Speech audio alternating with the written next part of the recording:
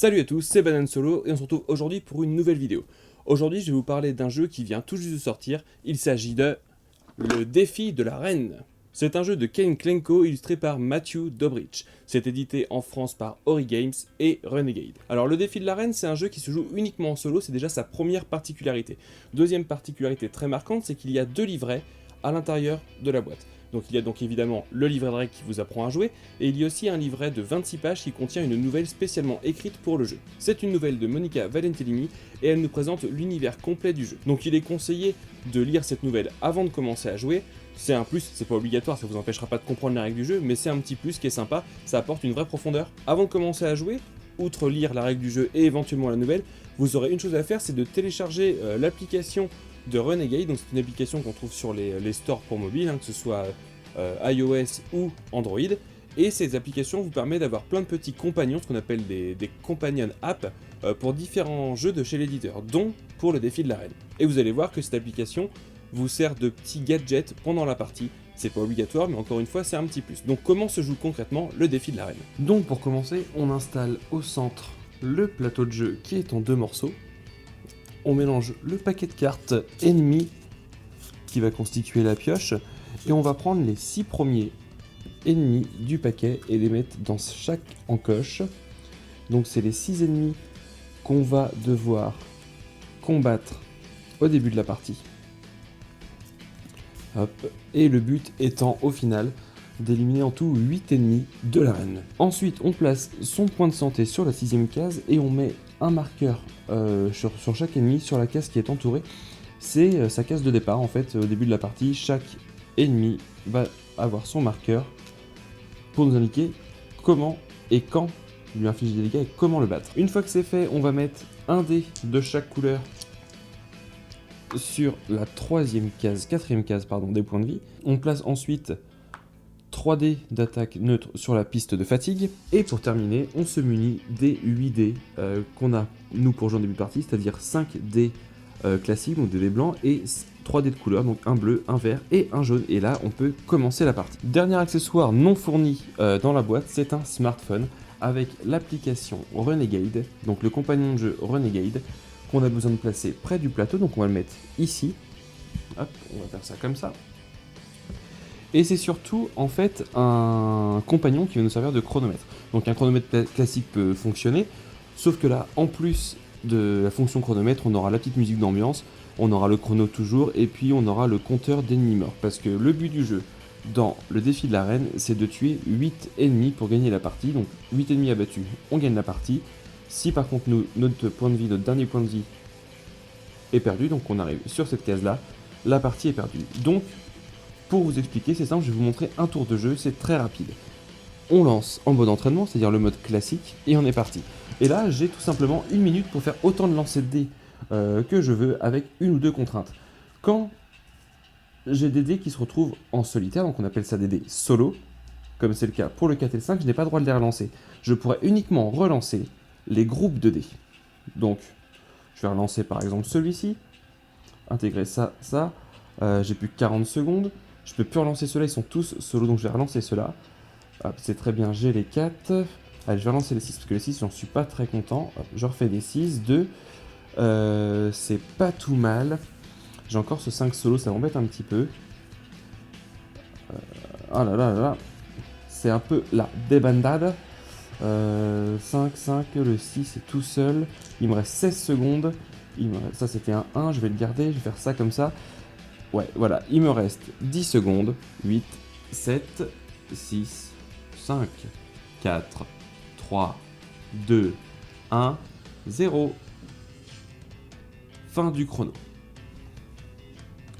Une phase de jeu, c'est juste ça. Après, on va devoir faire quelque chose avec ces lancers de dés. Donc on va attribuer les dés à chaque personnage qui lui correspond. Le 1, le 2, le 3, le 4, le 5 et le 6. On va mettre ça comme ça. Le 6 et le 4. Donc vous allez comprendre pourquoi c'était important de ne pas relancer les dés solo, pourquoi il y avait cette contrainte, et qu'on pouvait uniquement relancer les suites. Tout simplement parce que dans le jeu, quand on va résoudre chaque ennemi, donc on résout un ennemi quand on lui a attribué un ou plusieurs dés, donc là, le 1, le 4, le 5 et le 6 uniquement seront activés à ce tour-là. on va leur infliger des dégâts. Pour leur infliger des dégâts, je vais prendre un exemple très simple, je vais prendre, hop, la première carte de la pioche, le marqueur commence ici. Pour atteindre le niveau supérieur, donc pour s'approcher de sa défaite, on tue l'ennemi quand on atteint la dernière case, il faut réussir à avoir au moins 3 dés de la face sur laquelle il se situe. S'il est ici, il faudra au moins 3 dés qui montent la face 2. Et en plus, il y a une petite contrainte, c'est qu'il faudra au moins un dé bleu parmi ceux-ci. Donc ça, c'est quand on a des suites comme celle-ci. Donc très bien, les suites, c'est parfait, ça permet éventuellement de faire des dégâts. Par contre, chaque dé solo nous fera descendre le jeton ennemi d'une case vers le bas, et éventuellement vers une blessure. Je vous explique, je commence volontairement par le 6 parce que le 1 est un petit peu particulier, ça me permettra de vous le présenter. Celui-ci, je lui ai mis un dé solo, donc la règle c'est à partir du moment où il y a un dé solo qui est attribué à un personnage, son pion action descend d'une case, et si on atteint la phase, une case blessure, on perd un point de vie. Donc là il ne se passe rien. On voit que sur celui-ci, pour atteindre la case supérieure, il faut que j'ai au moins 3 dés qui montent la bonne valeur. J'ai bien mes 3 dés, hop, je récupère mes dés, celui-ci aussi au passage, et je monte d'une case. Je m'approche de sa défaite. Celui-ci, il faut 3 dés pour passer au niveau supérieur, j'ai bien mes 3 dés, je passe ici, très très bien. Pourquoi celui-ci je le fais en dernier? Parce que je voulais expliquer la règle de base avant de vous expliquer l'exception. Celui-ci il est un petit peu particulier, c'est le contraire, celui-ci fonctionne uniquement avec des dés solos. Il faut mettre des dés solos dessus pour monter ses blessures, par contre si on pose des suites dessus, on va perdre des points de vie. Donc là, j'ai mis un dé solo et je récupère. Mon tour de jeu est fini, mais je vais quand même vous expliquer quelques petites choses entre temps. On va reprendre mon exemple ici, et admettons qu'à la fin de mon tour, je me retrouve comme ça ici. Là, je vais prendre des dégâts. Donc comment ça se passe concrètement les dégâts? Là, j'ai un dé solo. La règle, c'est si on a un dé solo sur un personnage, on descend son marqueur. Je passe sur une phase de dégâts, et donc sur la case de dégâts, et donc je vais subir un dégât. Donc qu'est-ce qui se passe concrètement quand je prends un dégât? Donc immédiatement, je prends un de mes dés que j'ai récupéré, et je le place sur la piste de fatigue, toujours sur la case la plus éloignée. Je vais revenir après à quoi ça sert. Donc je perds un de mes dés qui vient sur ma piste de fatigue, j'ai perdu un point de vie, ça m'a épuisé. Deuxième chose que je dois faire, c'est déplacer mon marqueur de santé d'une case en suivant le cheminement qui est celui-ci. Et la troisième chose, c'est de remettre le marqueur de combat sur la case de départ de ce personnage-là. Il est encore dans l'arène, il faut que je le combatte. Voilà, vous avez vu comment fonctionne un tour de jeu, la résolution quand moi je réussis à faire les combinaisons qu'il faut pour monter en haut d'une carte personnage, et si c'est le cas, admettons que j'arrive en haut d'une carte personnage, cette carte est immédiatement mise dans ma réserve, elle est gagnée. Sur l'application, je mets le nombre d'ennemis vaincus, c'est très bien, ça me fait un marqueur en plus, et immédiatement, je pioche la carte suivante pour la poser à sa place. Donc vient ensuite la phase de réinitialisation dans laquelle je vais récupérer tous les dés que j'ai attribués à des ennemis à ce tour-là, ce qui me forme ma réserve de dés pour le tour suivant. Et ensuite, je vais résoudre la piste de fatigue. On voit qu'il y a une petite flèche en bas, ça veut dire qu'à la fin de chaque tour, je vais prendre le premier dé de la piste et descendre le ou les dés ou les colonnes de dés, enfin les piles de dés, qui se trouvent sur cette ligne-là, ce qui fait que j'ai un dé de plus que j'ai perdu probablement plus tôt, ou que j'ai mis dessus en début de partie.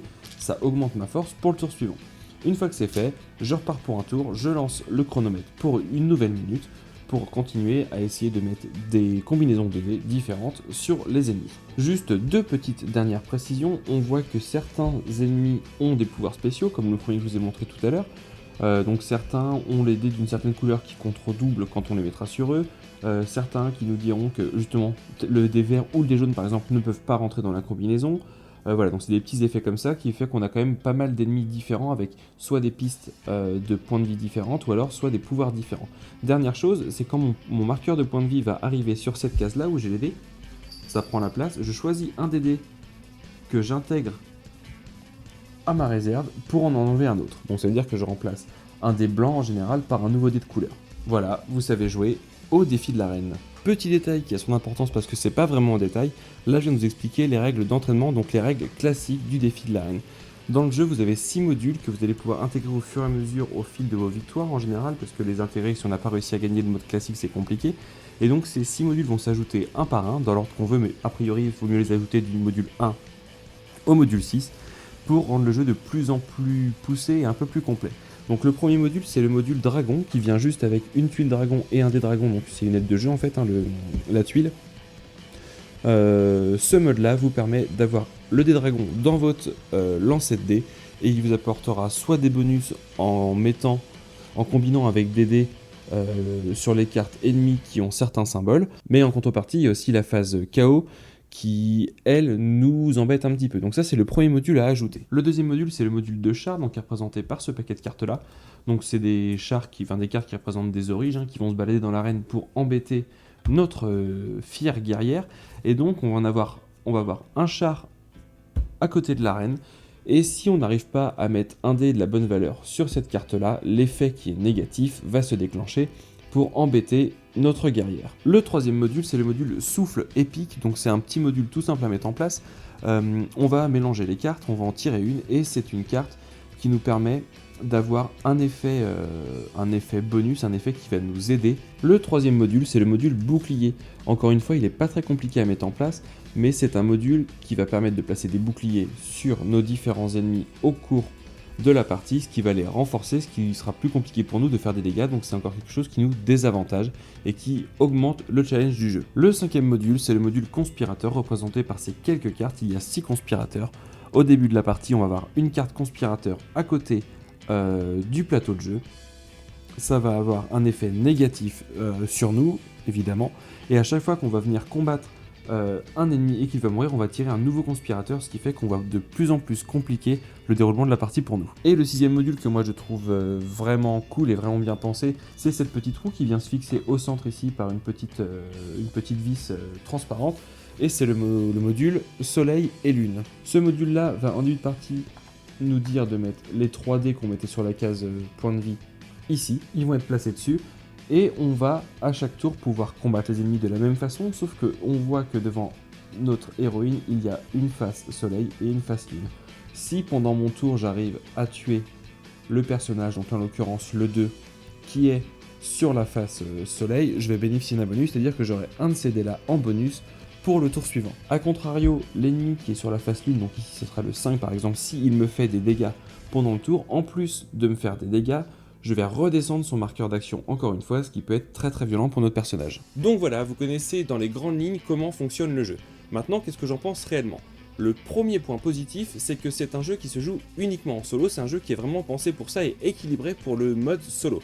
Ça arrive parfois qu'on ait des jeux qui soient jouables de 1 à 4, 1 à 5 joueurs, mais que le mode solo soit un petit peu artificiel, qu'on sente qu'il était rajouté en fin de production par l'auteur ou par l'éditeur, pour faire des ventes en plus. Là, l'avantage, c'est que c'est un jeu qui est spécialement dédié à ce mode-là, et c'est très équilibré, c'est fait pour, et on le sent. Pour ceux qui suivent un petit peu l'actualité ludique, peut-être que le nom de l'auteur, Kane Klenko, vous parlait un petit peu. C'est un auteur qui, il y a 3 ans maintenant, 2-3 ans, a sorti un jeu qui s'appelait Mission Pas Possible, qui était un jeu coopératif où il fallait réussir des missions, désamorcer une bombe à base de dés. Là, on va retrouver un petit peu les mêmes mécanismes, adaptés à une autre thématique, une autre ambiance. Là, on a Maria Cœur Ardent, qui est notre héroïne, qui va rentrer dans l'arène pour tuer des ennemis. Et donc cette mécanique de mission pas possible est adaptée ici au défi de l'arène. Donc c'est un vrai plaisir de retrouver ce système de jeu là adapté pour un jeu en solo. L'autre truc que j'ai trouvé vraiment très sympa, c'est le fait d'avoir une nouvelle à l'intérieur de la boîte. Elle fait une petite trentaine de pages, entre 25 et 30 pages, et ça permet vraiment d'approfondir un univers. Ça arrive régulièrement qu'on ait un jeu où on sent que l'univers est survolé, on comprend pas trop les tenants, les aboutissants, les personnages qu'on va jouer, les personnages qu'on va rencontrer. Là, au contraire, tout ça est très approfondi et très bien expliqué dans la nouvelle. Donc si vous n'aimez pas lire, vous ne la lirez pas sûrement, mais pour ceux qui veulent se donner la peine, c'est vraiment intéressant, ça apporte un vrai plus, et on s'attacherait presque à son personnage, à son héroïne, quand on va la jeter dans l'arène et on va tout faire pour la sauver. Donc ça, c'est très rare.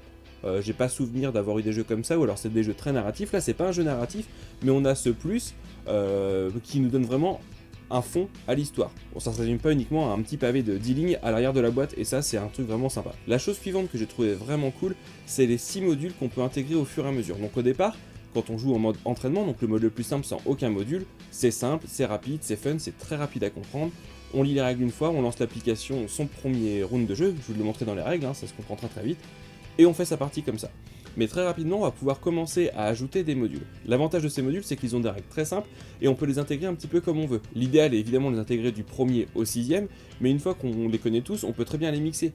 On peut mettre le 1 et le 6, on les met dans l'ordre qu'on veut, et ça c'est vraiment cool. Ça permet un petit peu d'adapter son jeu et d'adapter la difficulté. Parce qu'il y a des modules qui sont plutôt à l'avantage du joueur et des modules qui sont plutôt à l'avantage de l'IA. Donc ça permet vraiment d'équilibrer les parties. On veut quelque chose de difficile, on va un petit peu enlever les modules qui nous aident nous. Et enfin la dernière chose, c'est que au-delà des 6 modules qui nous sont proposés pour renouveler le jeu et offrir une certaine rejouabilité, on a quand même un sacré paquet de cartes, que ce soit les cartes ennemies, les cartes chars, qui vont se renouveler à chaque partie parce qu'il y en a beaucoup plus qu'on va pouvoir en utiliser. Donc chaque setup de départ avec les 6 personnages qu'on a, plus ceux qu'on va tirer en cours de partie quand on va en tuer, vont être différents à chaque partie, donc on a vraiment une vraie rejouabilité. Mais il n'y a pas que des points positifs, il y a quelques points négatifs qu'il ne faut pas ignorer. Tout d'abord, la première chose, c'est qu'on a des durées de partie qui vont être très variables. On peut très vite mourir, parce que c'est quand même un jeu de dés, il est possible qu'on n'ait pas de chance du tout sur notre première manche, et dès la première manche, perdre 2-3 points de vie parce qu'on n'a pas réussi à faire les combinaisons adéquates. Et à contrario, on va avoir des parties qui vont s'éterniser parce qu'on arrive à faire des dégâts à nos ennemis mais très lentement, tout en n'en prenant pas, donc les parties vont peut-être des fois s'éterniser, donc on va avoir des durées de partie qui vont être très variables, et des fois un jeu très expéditif et très punitif qu'on pourra moyennement contrôler, et à l'inverse, on aura des parties des fois qui vont s'éterniser parce qu'encore une fois, on va pas réussir à faire les combinaisons adéquates au bon moment.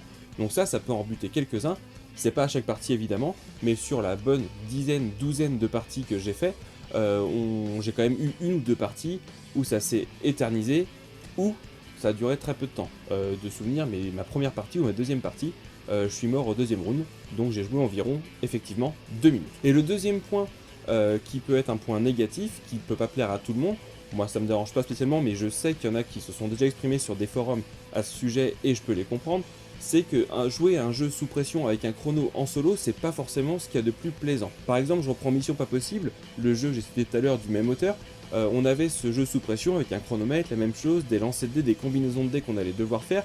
Il y avait cette émulation autour de la table où on jouait tous ensemble, où on se dépêchait, on communiquait un petit peu. Là, ça va être la même chose, mais dans son coin. Donc pour certains, jeter des brouettes de dés, faire ses combinaisons et se dépêcher, ça va pas être pour eux. Voilà, c'est un choix à faire, vous savez qu'il y a ça dans le jeu, je vous laisse vous faire votre avis, moi ça me dérange pas. Après, à vous de choisir. Donc voilà, c'était mon avis sur le défi de l'arène. C'est un jeu que moi j'ai trouvé vraiment sympa. Aussi bien par ses mécaniques qui sont rapides, fluides, sa modularité et son évolutivité grâce aux différents modules. Et puis pour moi, le vrai point fort, c'est pas le vrai point fort, mais un vrai point fort du jeu, c'est l'ajout de cette nouvelle qui nous pousse vraiment l'univers. On sait vraiment à quoi on joue, pourquoi on y joue, et il y a une histoire derrière, c'est simple lancer des dés, et ça je trouve ça vraiment intéressant. Et je sais pas si quand je l'ai montré tout à l'heure vous l'avez vu, mais regardez en bas de la boîte, ici, il y a une petite mention d'ajouter. C'est indiqué série Héros Solo et ça laisse sous-entendre que les éditeurs ont prévu de faire une série de ce genre de jeu. Donc on ne sait pas si ça va être avec les mêmes auteurs, avec les mêmes mécanismes, avec des univers différents ou des jeux complètement variés, mais toujours avec cette contrainte de jeu en solo. En tout cas, moi ça me ravit forcément parce que vous savez un petit peu mon penchant pour le jeu solo. Donc je trouve ça très cool que des éditeurs vraiment se disent on pense aux joueurs solo en faisant des jeux exclusivement pensés pour eux, équilibrés pour eux. Et ça franchement je peux que m'en réjouir. Donc comme d'habitude en barre d'infos vous avez les informations sur auteurs, éditeurs, illustrateurs, etc. Et bien sûr vous me retrouvez sur Instagram, sur Facebook pour les nouveautés autour de la chaîne. Bien sûr vous vous abonnez toujours par ici. En attendant on se retrouve bientôt pour une nouvelle vidéo. En attendant marrez-vous autour d'une table. Salut!